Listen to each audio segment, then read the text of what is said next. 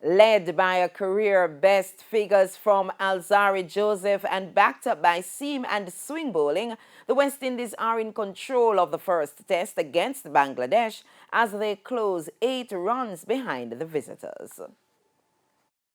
It took only 2 balls after inserting the visitors for Kemar Roach to bag his 35th scalp against the Bangladeshis.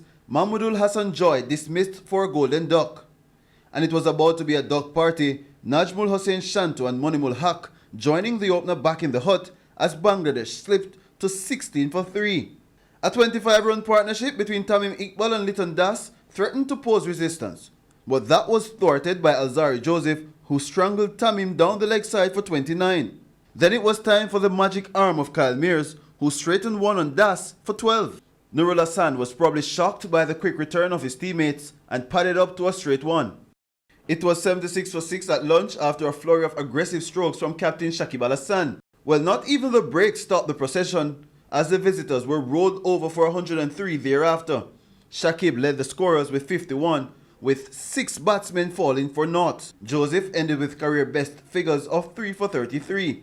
Jaden Seals had identical figures, while there were 2 wickets each for Kyle Mears and Roach respectively. The Windies lost John Campbell for 24 from 72 balls in an uncharacteristic knock, along with Raymond Reefer, who surprisingly batted a 3. He made 11.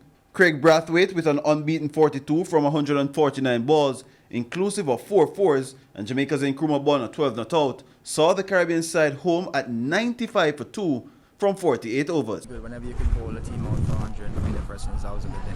You know, with the tacky wicket, a lot of moisture in it, the toss was very crucial for us. The wicket is expected to even out on days 2 and 3, which could make run scoring much easier than on Thursday's opening day. Jerome Foster, TVJ Sports.